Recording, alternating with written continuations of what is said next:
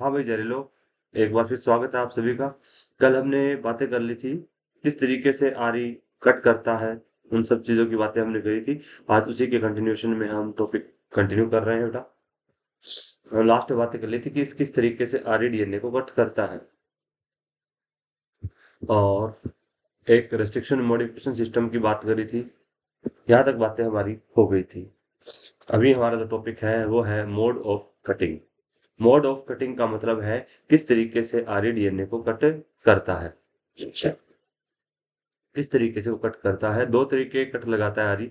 एक होता है ओब्लिक कट, एक होता है स्ट्रेट कट। ओब्लिक कट में क्या होता है, आरई डीएनए को कट तो करता है but slightly little away from the centre of palindromic sequence, कि जो हमारा पैलिंड्रोमिक सीक्वेंस है उससे थोड़ा सा साइड से कट करता है।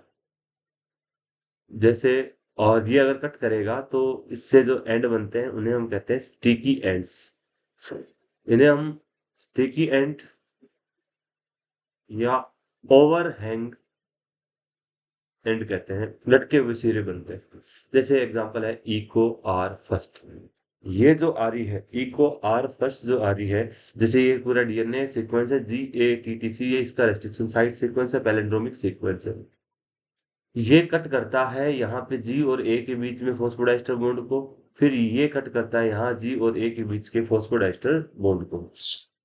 दोनों डीएनए स्ट्रैंड के फॉस्फोडाइस्टर बॉन्ड को ये कट करेगा। जैसे कट करेगा तो इस तरीके का जो कंडीशन यहाँ बनेगी, दोनों डीएनए के मॉलिक्यूल सेपरेट हो जाएंगे। और यहाँ पे देखो ये TTAA, इधर भी देखो AATT, ये जो एंड बने हैं इन्हीं एंड को हम स्टिकी एंड ओवरहैंग कहते हैं।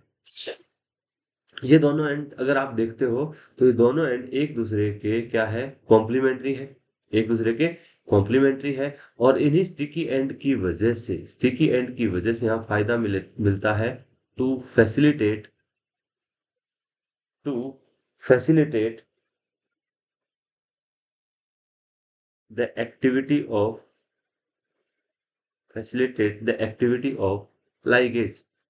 लाइगेज की एक्टिविटी करने में अपन को फायदा मिलता है। लाइगेज इनके बीच में बॉन्ड नहीं बनवाता, ये जो ओवरहैंग बने इनके बीच में हाइड्रोजन बॉन्ड ही बनता है, कॉम्प्लीमेंट्रिटी है। बट इससे फायदा क्या होगा कि अगर इनके बीच में हाइड्रोजन बॉन्ड बन जाएगा, एक तरीके से एक स्टेबिलिटी मिलेगी इसको, और उसके बाद वो डीएनए लाइगेज जी और ए के बीच में फॉस्फोडाइस्टर बॉन्ड बनाकर वापस ऐसा डीएनए बना सकता है। तो स्टिकी एंड से फायदा ये है कि दोनों एंड एक दूसरे के अगर कॉम्प्लीमेंट्री होंगे तो इनके बीच में हाइड्रोजन बॉन्ड अपने आप बन जाएगी। हाइड्रोजन बॉन्ड डीएनए लाइगेज नहीं बनाता, हाइड्रोजन बॉन्ड बन गए। अब जी और ए के बीच में जैसे यहाँ पे मौजूद है अपने जी और ए, इनके बीच में जी और ए के बीच में फॉस्फोडाइस्टर बॉन्ड बनना होगा, तो लाइगेज इजीली बॉन्ड बना देगा। यही है ऑब्लिक कट करने वाले जो आरी है, यही यूज होते हैं आरडीएनए टेक्नोलॉजी में। बायोटेक के अंदर हम मेनली इन्हीं को यूज करते हैं। Next straight cut. Straight cut है जो डीएनए को पैलिंड्रोमिक सीक्वेंस के जस्ट बीच में से कट करता है, सेंटर में से कट करता है। इससे ब्लंट एंड बनते हैं, इससे हम ब्लंट एंड बनते हैं। जैसे समा फर्स्ट, ये C तो ये सी और जी के बीच में से कट लगाता है, सी और जी के बीच में कट लगाता है।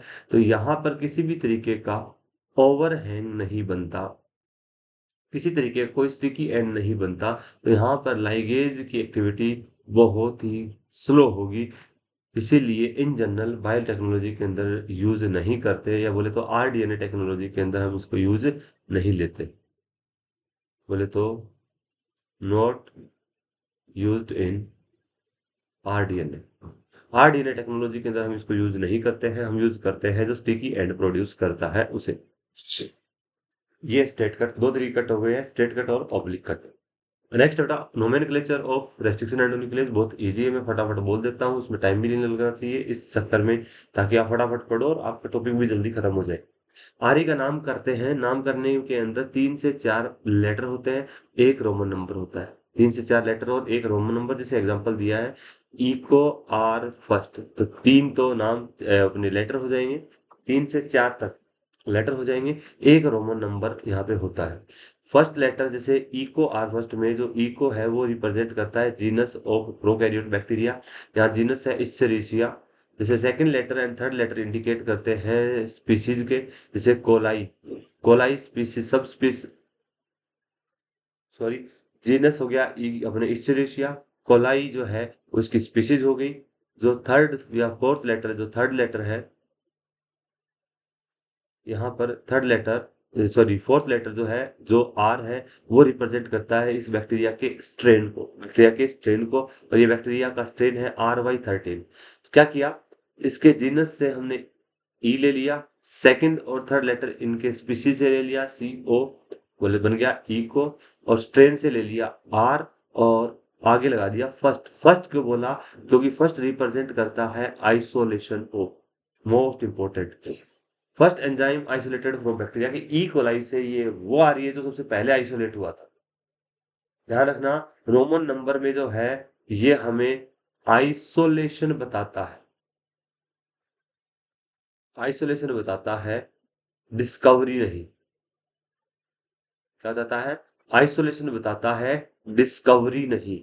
ध्यान रखेंगे आप, रोमन नंबर आइसोलेशन का मतलब है कि सेल से कैसे कब हमने सेपरेट कर लिया था, ये वो चीज बताती है, ना कि उसको सेल के अंदर देखा कब गया था। एक बार फिर बोल देता हूँ, फर्स्ट लेटर बैक्टीरिया के जीनस को रिप्रेजेंट करेगा, सेकंड और थर्ड लेटर स्पीशीज के हैं, फोर्थ लेटर जो होगा वो स्ट्रेन का होगा, ये ऑप्शनल होगा, इसको यूज किया भी जा सकता है और नहीं भी। और जो आगे रोमन न्यूमेरिकल यूज करते हैं वो बताता है उस एंजाइम को उस बैक्टीरिया से कौन से नंबर पर सेपरेट किया गया था। अगर हम देखें यहाँ पर, जैसे ये नेमिंग करते कैसे हैं, एक एग्जांपल और इसका हम अगर ऐड करें, जैसे बेटा ये बैक्टीरिया है, अगर ये बैक्टीरिया है, वो बैक्टीरिया बंजारी बैक्टीरिया, ये है बेटे एक बैक्टीरिया, मान लेते हैं ये जो बैक्टीरिया बेटा ये है Haemophilus influenzae, Haemophilus influenzae bacteria है। इसके दो स्ट्रेन होते हैं, एक होता है RF स्ट्रेन, एक होता है RD स्ट्रेन। ये इसका डीएनए खुद का, मान लेते हैं इसका डीएनए RNA प्रोटीन, इसका डीएनए है, एक आरएनए बनाता है, प्रोटीन बनाता है, एक एंजाइम बनाता है। ये पंजाई एंजाइम जो है पर्टिकुलर साइड से इसको कट करता है, उसे रेस्ट्रिक्शन एंडोन्यूक्लियस कहते हैं।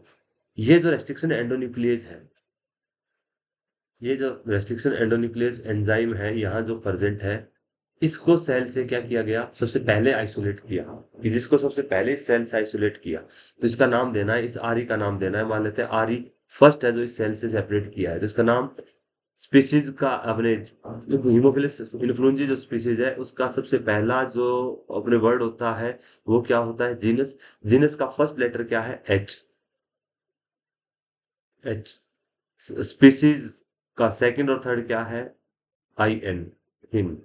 थर्ड है स्ट्रेन का, और स्ट्रेन के अंदर RF RD दोनों है, तो अगर R यूज करेंगे तो ये तो यूनिफॉर्म ही हो गया, कोई डिफरेंस नहीं आएगा, तो हम डिफरेंशिएट करने के लिए हम या F या D में से यूज करेंगे। मान लेते हैं ये स्ट्रेन है जो यहाँ हम यूज कर रहे हैं वो RD स्ट्रेन यूज कर रहे हैं, कौन सा, RD स्ट्रेन, तो इसका नाम बन गया हिंड। सबसे पहले सेपरेट क्या लिख दिया, फर्स्ट, हिंड फर्स्ट।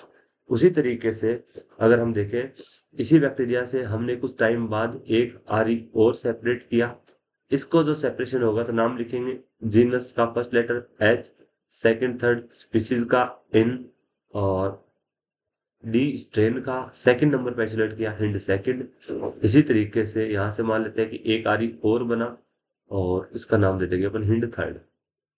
कहने का मतलब है बैक्टीरिया से हम जो सेपरेट कर रहे हैं उसके जीनस का फर्स्ट लेटर, स्पीशीज का सेकंड थर्ड, और फोर्थ लेटर ऑप्शनल रहता है, अगर उसका स्ट्रेन है तो हम उसको यूज करेंगे। आपको शायद मेरी बात समझ में आई होगी, हिंड फर्स्ट सेकंड और थर्ड। इसमें से आपको एक इन्फॉर्मेशन जरूर अलग ध्यान रखनी है कि जो हिंड सेकंड है इसको हम बोलते हैं फर्स्ट डिस्कवर्ड आरी, बट फर्स्ट डिस्कवर्ड आरी, इसको फर्स्ट डिस्कवर्ड आरी हम कहते हैं। लेकिन इसमें लिखा क्या है, हिंड सेकंड। फर्स्ट डिस्कवर्ड मैंने अभी बोला था, रोमन नंबर जो है वो डिस्कवरी को नहीं, आइसोलेशन को बताता है, जबकि ये हिंड सेकंड पहले ऑब्जर्व हो गया था कि हीमोफिलस इन्फ्लुएंजा के अंदर इस तरीके का एंजाइम है, इसलिए इसको फर्स्ट डिस्कवर्ड आरी कहते हैं, फर्स्ट रिकॉग्नाइज्ड आरी कहते हैं। लेकिन हीमोफिलस इन्फ्लुएंजा से 2 नंबर पे इसको सेपरेट किया, इसलिए हिंड सेकंड कहते हैं। अब यहीं से मिलती-जुलती एनसीईआरटी के अंदर जब हिंड की बात करोगे, तो वहाँ पे आपको हिंड की एक लाइन मिलेगी कि hind second was the first Arya that were isolated. Hind second जो था वो फर्स्ट आर्य था जो आइसोलेट किया गया था, जो पर्टिकुलर साइट से डीएनए को कट करता है, ऐसा लिखा हुआ है। बिल्कुल सही बात है, गलत नहीं है, क्योंकि हिंड सेकंड जो है ये वो आर्य था बेटे जो पर्टिकुलर साइट से कट करता है, पैलिंड्रोमिक साइट से कट करता है। आइसोलेशन तो हिंड फर्स्ट का ही पहले हुआ था। हिंड फर्स्ट जो है वो टाइप 1 टाइप का आर्य है, टाइप फर्स्ट आर्य है। आर्य के 3 टाइप बताए थे, टाइप फर्स्ट, सेकंड और थर्ड। जो हम यूज करते हैं बायोटेक में टाइप सेकंड यूज करते हैं। हिंड सेकंड टाइप 2 टाइप का आर्य है जो पर्टिकुलर साइट पैलिंड्रोमिक सीक्वेंस से कट करता है। आरी जो फर्स्ट टाइप फर्स्ट आरी जो होते हैं वो रैंडम कहीं से भी कट करते हैं, जहां कोई सीक्वेंस होता है उसे बहुत दूर कट लगाते हैं। तो पहला आरी जिसको आइसोलेट किया जो स्पेसिफिक साइट से कट करता है वो हिंद सेकंड है, एनसीईआरटी बोल रही है। बाकी ये रोमन नंबर क्या बताता है, उनके आइसोलेशन को, ना कि डिस्कवरी को। चलेगा। अगर आगे हम बात करें, अगर इसी तरीके से अगर कुछ और अगर आरी हम देखें, कुछ अलग तरीके से अगर आर्य की हम बात करें, और कौन कौन से आर्य हो सकते हैं जो अलग अलग तरीके के एंड प्रोड्यूस करते हैं।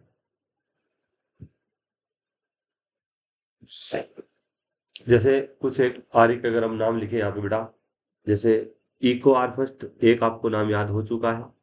इको आर फर्स्ट की साइट आपको पता है, GAA। और ये कैसा कट लगाता है, ये ओब्लिक कट लगाता है। आप याद रखेंगे इको आर फर्स्ट की जो साइट है, आप GAA TTC, ये तो वैसे ही याद है, सबसे ज्यादा काम में आ रहा है।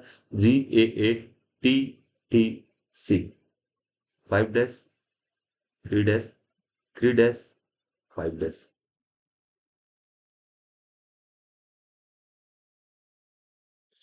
दूसरा आरी है हिंड थर्ड आरी। हिंड थर्ड आरी को आप याद रखोगे आग से, AAG। सिंपल आपको एक ट्रिक बता रहे हैं याद करने की कि आपको याद कैसे करना है बेटा। जो पैलिंड्रोमिक सीक्वेंस लिखा है उसके जो फर्स्ट 3 न्यूक्लियोटाइड आप याद करो, बाकी अपने आप याद हो जाएंगे। फर्स्ट वाले 3 जैसे याद करो, GAA। फिर आगे क्या करो, इसका कॉम्प्लीमेंट्री लिख दो, A का T। फिर इसके आगे लिख दो इसका कॉम्प्लीमेंट्री A का T। फिर लिख दो इसका कॉम्प्लीमेंट्री G का C। तो फिर इसके नीचे क्या आ जाएगा, इसका पूरा कॉम्प्लीमेंट्री। चलो सर समझ में नहीं आया, देखते हैं। देखो ये लिख दिया हमने AAG। तो इसको पैलिंड्रोमिक सीक्वेंस बनाने के लिए हम क्या करें, जी के जस्ट आगे लिख दे जी का कॉम्प्लीमेंट्री C। फिर अब किसका कॉम्प्लीमेंट्री A का T, फिर A का T। तो सीक्वेंस बन गया AAGCTT। अब इसका कॉम्प्लीमेंट्री लिख दो AAGCTT। बेटा ये बन गया एक complementary sequence, 5 dash to 3 dash, 3 dash to 5 dash. ये है हिंड थर्ड। और ये भी बेटा बनाता है स्टिकी एंड। स्टिकी एंड बोले तो ओब्लिक कट लगाता है, स्टिकी एंड बनाता है, ओब्लिक कट लगाता है। उसके बाद है Bam H first. Bam H first, तो बाम एच फर्स्ट को आप याद रखते हो GGA से। तो इसका कॉम्प्लीमेंट्री A का T, G का C कॉम्प्लीमेंट्री GGATCC। 5 डैश से 3 डैश, 3 डैश से 5 डैश। ये जो है बेटा ये भी कट करता है, स्टिकी एंड बनाता है, ओब्लिक कट लगाता है। तो आप याद रखोगे वाम H1 से। यहाँ जो नाम लिखा होता है वो आपको पता होना चाहिए कि फर्स्ट लेटर जीनस का, सेकंड थर्ड स्पीशीज का, अगर फोर्थ प्रेजेंट है तो स्ट्रेन का, और लास्ट आइसोलेशन नंबर को रिप्रेजेंट करता है। जैसे बाम के अंदर जो वी है ये है बेटा बेसिलस। एम का मतलब है एमाइलो फेशियस, बेसिलस एमाइलो फेशियस, BAM। ये एच इसका स्ट्रेन हो गया, एच आगे आई जो वाई जो अपने रोमन नंबर में फर्स्ट लिखा है वो आइसोलेशन को बताता है। इसके आगे है हिंड सेकंड। हिंड सेकंड है बेटा, ये आपको याद रखना है, ये इंपॉर्टेंट है, हिंड सेकंड इंपॉर्टेंट है। जैसे इसके लिए आप याद रखो GTC, आगे आप खुद बना दो, जी का कॉम्प्लीमेंट्री C का G, T का A, G का C। तो GTCGA ए सी। तो ये हो गया 5 dash to 3 dash, 3 dash to 5 dash, और ये बनाता है ब्लंट एंड। ये याद रखना है, फर्स्ट है तो इम्पोर्टेंट है कि फर्स्ट आर जो डिस्कवर्ड है वो हिंट सेकंड है। चार तो ये हो गए, एक दो नाम और लिख देते हैं। Eco R5, eco R first के लिए क्या था, इधर कॉम्प्ले में लिखे अपन GAATTC था, GAATT। एक काम करो, एक एक कम कर दो, केवल जाट लिख दो, GAT हो जाएगा ATC, फिर GATATC। तो ये 5 डैश थे, 3 डैश, ये 3 डैश से 5 डैश, और ये भी बनाता है बेटा ब्लंट एंड, बीच में से कटे लगाता है, ब्लंट एंड प्रोड्यूस करता है। ठीक है। इसके बाद है साल फर्स्ट, साल फर्स्ट रहने दो, इतना ज्यादा आप नहीं लिखेंगे, ये याद नहीं करना आपको। उसके बाद समा फर्स्ट आपको बहुत इजीली याद हो सकता है, समा फर्स्ट।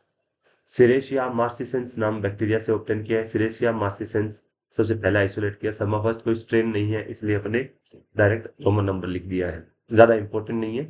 ये तो ऐसे ही अभी याद किया था आपने, CCCGGG, इसका CCCGGG, 5 dash 3 dash 3 dash 5 dash, और ये भी बनाता है ब्लंट एंड, ये बनाता है ब्लंट एंड। ये कुछ आरी हमने लिखे हैं, कुछ आरी हमने लिखे हैं जिनको आप याद कर सकते हो। Eco R first most important है, याद करना ही करना है। हिंद सेकंड, हिंद थर्ड, ये थर्ड है बेटा, Hind third, Hind second first है, डिस्कवर्ड है, इसलिए आपको ध्यान रखना है। बाकी आज 900 से ज्यादा आरी डिस्कवर हो चुके हैं, सभी को हमें याद करने की जरूरत नहीं है, कम से कम इतने नाम आप जरूर याद रखेंगे। नेक्स्ट है बेटा, फटाफट निपटा देते हैं। ज्वाइनिंग एंजाइम लाइगेज है, लाइगेज आपको पता है क्या करता है, डीएनए फ्रेगमेंट को जोड़ता है, बॉन्ड बनाता है फोस्फोर डाइएस्टर बॉन्ड, और डीएनए के सेगमेंट को जोड़ने के काम में आता है, ऑलरेडी आप जानते हो। इसे मोलिकुलर ग्लू भी कहते हैं। इंपॉर्टेंट और इजी, इंपॉर्टेंट और इजी, नीट के लिए इजी इंपॉर्टेंट है, कोई बच्चा भी सही कर देगा, कोई दिक्कत नहीं है। इसके बाद सिंथेसाइजिंग एंजाइम, ये आपको ऑलरेडी मैं याद करवा चुका हूँ, याद किया हुआ है आपका पहले क्लासरूम के अंदर भी। डीएनए से डीएनए बनाना है, डीएनए क्या है, एक पॉलीमर। डीएनए से क्या बनाना है, डीएनए, तो डीएनए क्या है, एक पॉलीमर। पॉलीमर बनाने वाला एंजाइम बोलना जहरीले, पॉलीमरेज। क्या बनाना है, डीएनए, किसका पॉलीमर, पॉलीमर बनाना है, डीएनए का, तो नाम होगा डीएनए पॉलीमरेज। डीएनए से डीएनए बनाना, डीएनए एक पॉलीमर है, पॉलीमर बनाने वाला एंजाइम पॉलीमरेज, किसका पॉलीमर, डीएनए का, तो बन गया डीएनए पॉलीमरेज। डीएनए किससे बनाते हो, डीएनए से, इसलिए नाम हो जाता है डीएनए डिपेंडेंट डीएनए पॉलीमरेज। बोल डीएनए से आरएनए बनाना है तो नाम क्या होगा, क्या बनाना है, आरएनए, आरएनए एक पॉलीमर है तो नाम हो जाएगा पॉलीमरेज, पॉलीमर है इसलिए पॉलीमरेज। क्या बनाना है, आरएनए, इसलिए आरएनए पॉलीमरेज। किसको देख के बना रहे हो, डीएनए को, तो नाम हो जाएगा DNA dependent RNA polymerase. Reverse transcriptase important है, डीएनए आरएनए से क्या बनता है, डीएनए, बोल, पॉलीमर बनाने वाला पॉलीमरेज। कौन सा पॉलीमर बन रहा है, डीएनए का, तो नाम हो जाएगा डीएनए पॉलीमरेज। यहाँ किसको देख के बना रहा है, आरएनए को, तो नाम हो जाएगा आरएनए डिपेंडेंट डीएनए पॉलीमरेज। ये सारे नाम आपको अच्छे से आते हैं, ये सिंथेसाइजिंग एंजाइम इनको यूज कर सकते हैं। एक है एल्कलाइन फोस्फेटेज, इसका काम है 5 डैश एंड के ऊपर मौजूद फोस्फेट ग्रुप को रिमूव करना, ताकि प्लाज्मिड डीएनए वापस रिसर्कुलराइज ना हो। अगर बेटा ये अगर डीएनए डबल स्टैंडर्ड डीएनए है, सर्कुलर डीएनए प्लाज्मिड डीएनए, अगर मान लेते हैं यहां से अगर यहां से अगर इसको कट किया जाए, यहां से अगर इसको कट किया जाए, तो कंडीशन जो बनेगी कुछ इस तरीके से बनेगी, जहां से जैसे मान लेते हैं यहाँ पे कट लगा, अपनी साइड से कट किया, अगर ये है बेटा 5 डैश तो ये होगा 3 डैश, ये अगर 5 डैश तो ये 3 डैश, ये सब कुछ आपको आता है। 5 डैश पे आपको पता है क्या फ्री होता है, फोस्फेट, और 3 डैश पे क्या फ्री होता है, OH। 5 डैश पे आपको पता है प्रेजेंट होता है फोस्फेट, और 3 डैश पे फ्री होता है OH। अगर डीएनए को ये वापस डीएनए इनके बीच में फोस्फोडाइस्टर बॉन्ड ना बन जाए, कहीं ये 3 डैश का OH 5 डैश के फोस्फेट के साथ रिएक्शन करके वापस फोस्फोडाइस्टर बॉन्ड ना बनाए, इसके लिए हम एंजाइम यूज करते हैं एल्कलाइन फोस्फेटेज। ये क्या कर देगा, 5 डैश के OH को हटा देगा, remove 5 dash phosphate, sorry OH नहीं बेटा, फोस्फेट। जैसे ही फोस्फेट हटाएगा तो ये जो सर्कुलर डीएनए था ये बन जाएगा लीनियर डीएनए। सर्कुलर डीएनए क्या बन जाएगा, लीनियर डीएनए। जैसे ये 5 डैश अगर हट गया, यहाँ पे 3 डैश पे तो क्या रहेगा, OH, इधर 5 डैश का फोस्फेट हट गया, ये फॉस्फेट हट गया, 5 डेज था यहाँ पे क्या है OH, तो यहाँ से हमने 5 डेज की फॉस्फेट को हटा दिया ताकि रीसर्कुलराइज ना हो। तो ये काम है एल्केलाइन फॉस्फेटेज का। तो इसको हम कभी कभार यूज कर भी सकते हैं, अगर सर्कुलर को हमें लीनियर डीएनए बनाना है उस टाइम हम इसको यूज कर सकते हैं। अगर इसी को हम सर्कुलर बनाना चाहे तो इसके अंदर फॉस्फेट ऐड करने वाला एंजाइम यूज कर लेंगे, तो इसके अंदर वापस 5 डेज के ऊपर फॉस्फेट ऐड कर देगा। क्लियर है? शायद आपको इतनी बात समझ में आओगी। ये हमारा कंप्लीट हो चुका है आरई। आरई की एनसीईआरटी की एक-एक लाइन अच्छे से आप ध्यान से अच्छे से पढ़िएगा, एक-एक वर्ड टू वर्ड पढ़िएगा, आरई की सारी बातें आपको समझ में आ जाएगी। बहुत ईज़ी चैप्टर, कॉन्सेप्चुअल चैप्टर, मज़ेदार चैप्टर है। मिलते हैं ब्रेक के बाद नेक्स्ट लेक्चर में, तब तक के लिए टाटा, बाय-बाय, धन्यवाद।